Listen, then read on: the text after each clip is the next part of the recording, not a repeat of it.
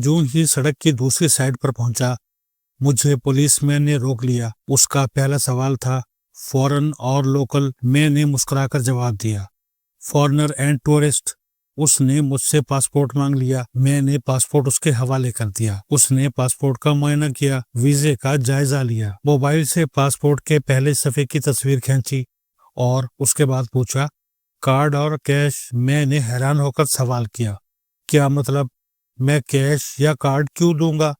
وہ مسکرایا، بیلٹ کے ساتھ لٹکی مشین اتاری اور بٹن دبایا۔ مشین سے چرر چرر کی آواز آئی، رسید نکلی اور اس نے وہ رسید میرے ہاتھ میں پکڑا دی۔ رسید پر جلی حروف میں 45 یورو لکھا تھا۔ میں نے رسید دیکھی اور اس سے پوچھا یہ رسید کس چیز کی ہے؟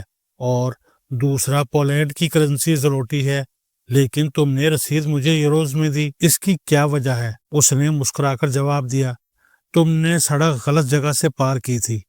پولینڈ میں زیبرا کراسنگ کے علاوہ سڑک پار کرنا جرم ہے اور یہ اس کا جرمانہ ہے۔ دوسرا، لوکل شہریوں کو لوکل کرنسی میں جرمانہ ہوتا ہے اور فارنرز کو یوروز میں۔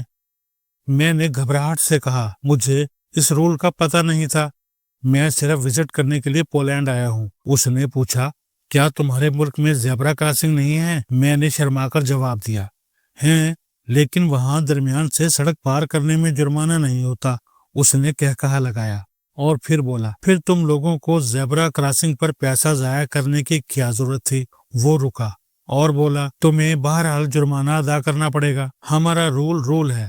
میں نے اس سے پوچھا میں سیاح ہوں، فرض کرو میرے پاس جرمانے کی رقم نہیں ہے، تم پھر مجھ سے یہ رقم کیسے وصول کرو گے؟ اس نے ہنس کر جواب دیا میں تمہارا پاسپورٹ لے جاؤں گا، تم رقم کا بندوبست کرو گے، جرمانہ ادا کرو گے اور پولیس اسٹیشن سے پاسپورٹ وصول کر لو گے، لیکن اس میں تمہارا بہت سا وقت اور انرجی ضائع ہو جائے گی، لہٰذا بہتر یہی ہے تم جرمانہ یہیں ادا کر دو۔ میں نے مسکرا کر کہا اور اگر میں اس کے باوجود جرمانہ ادا نہ کروں تو پھر؟ اس کا جواب تھا ہم تمہیں ڈیفالٹر اور مجرم قرار دے دیں گے اور تم اس کے بعد شنجن ویزا حاصل کر سکو گے اور نہ یورپ آ سکو گے۔ وہ رکا اور اس کے بعد پوچھا سر آپ کے پاس دو آپشن ہیں، جرمانہ ادا کریں یا پھر میں آپ کا پاسپورٹ تھانے میں جمع کرا دوں، آپ جلدی فیصلہ کریں۔ میں نے خاموشی سے کریڈٹ کارڈ اس کے حوالے کر دیا۔ اس نے کارڈ مشین کے ساتھ ٹچ کیا، اس میں سے 45 یوروز کی رسید نکلی۔ اس نے رسید اور پاسپورٹ دونوں میرے حوالے کیے، مجھے سیلیوٹ کیا اور روانہ ہو گیا۔ یہ واقعہ وارسا میں پیش آیا تھا۔ میں نے درمیان سے سڑک پار کر لی تھی اور پولیس مین نے مجھے روک کر ٹھیک ٹھاک جرمانہ ٹھوک دیا تھا۔ اس نوعیت کا دوسرا واقعہ سوئٹزرلینڈ میں بھی پیش آیا۔ میں نے جرمنی سے اپنے ایک دوست کی گاڑی لی اور ڈرائیو کرتا ہوا سوئٹزرلینڈ میں داخل ہو گیا۔ آدھی رات کا وقت تھا، سڑک خالی تھی، دور دور تک کوئی گاڑی نہیں تھی، تاہم میرے پیچھے ایک گاڑی آ رہی تھی۔ میں مزے سے ڈرائیو کر رہا تھا۔ اچانک پچھلی گاڑی تیز ہوئی، مجھے کراس کیا، آگے نکلی اور سائرن کی آوازیں آنے لگیں۔ مجھے لاؤڈ سپیکر کے ذریعے گاڑی سائیڈ پر روکنے کا حکم دیا گیا۔ میرے پیچھے آنے والی گاڑی پولیس کی تھی اور وہ پچھلے 60-70 کلومیٹر سے میرا پیچھا کر رہی تھی۔ میں نے گاڑی سائیڈ پر کھڑی کر دی۔ پولیس کار سے 2 پولیس اہلکار نکلے، ایک پستول لے کر اپنی گاڑی کے پاس کھڑا ہو گیا جبکہ دوسرا میرے پاس آ گیا۔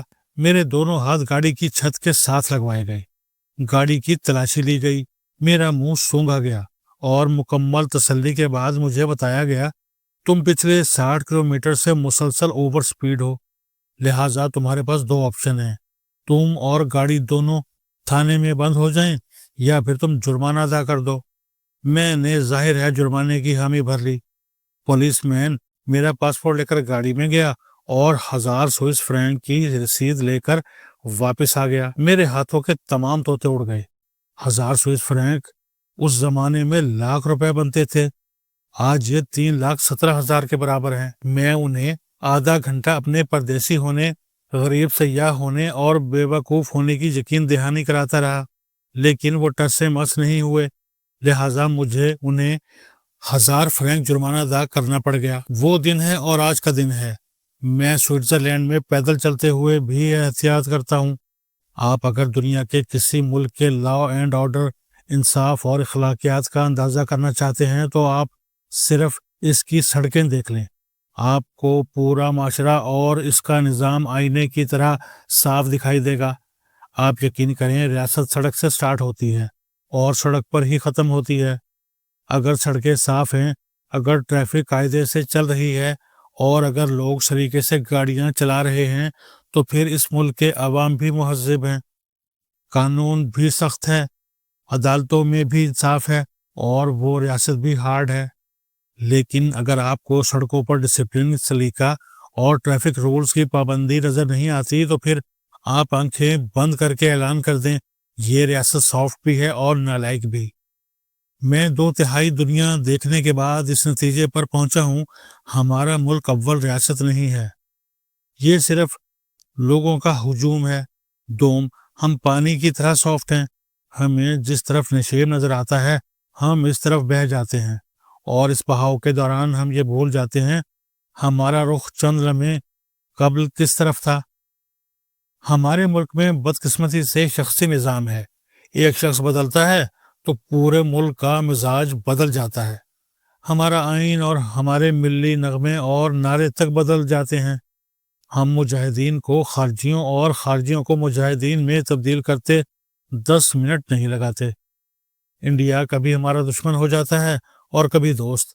نواز شریف اور آصف علی زرداری کبھی سیکیورٹی رسک بن جاتے ہیں اور کبھی ملک کے محافظ اور محب وطن، اور ہم کبھی عمران خان کو سرٹیفائیڈ صادق اور امین بنا دیتے ہیں اور کبھی اشتہاری۔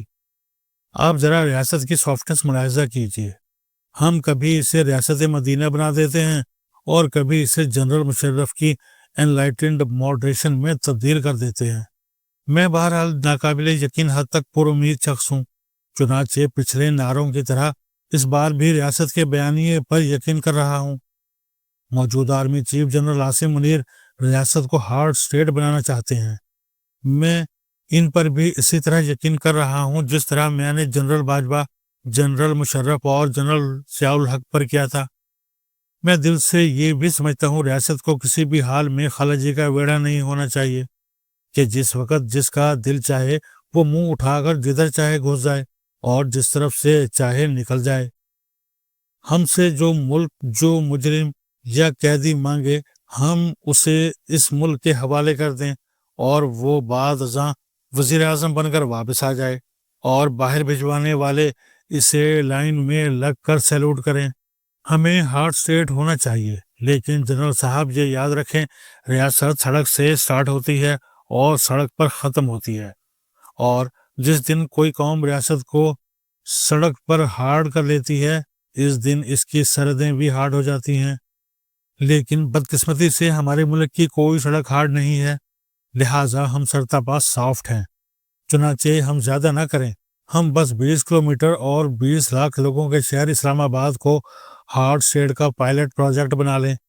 ہم صرف وفاقی دارالحکومت کی ٹریفک کنٹرول کر لیں۔ ہم یہ فیصلہ کر لیں اسلام آباد میں کوئی شخص لائسنس کے بغیر ڈرائیونگ نہیں کر سکے گا، ڈرائیونگ لائسنس شناختی کارڈ سے منسلک ہوگا اور یہ پوائنٹ بیس ہوگا۔ ٹریفک رولز کی خلاف ورزی پر پوائنٹس ڈاؤن ہوتے چلے جائیں گے اور یوں آخر میں شناختی کارڈز، پاسپورٹ اور بینک اکاؤنٹس بلاک ہو جائیں گے اور مجرم پراپرٹی خرید سکے گا اور نہ نوکری کر سکے گا۔ اسلام آباد میں کوئی موٹر سائیکل سوار اور اس کے پیچھے بیٹھا ساتھی ہیلمٹ کے بغیر نہیں ہوگا۔ کسی موٹر سائیکل پر تیسری سواری نظر نہیں آئے گی، اور اگر آئے گی تو تینوں 6 ماہ جیل میں گزاریں گے اور ان سے جیل میں رہائش کا کرایہ بھی وصول کیا جائے گا۔ تمام سڑکوں پر ٹریفک کیمرے لگے ہوں گے۔ اوور سپیڈنگ کا جرمانہ 20,000 روپے سے سٹارٹ ہوگا۔ شہر میں 20 سال پرانی گاڑی نہیں چل سکے گی۔ گاڑیوں کا مینٹیننس سرٹیفکیٹ اور انشورنس لازم ہوگی۔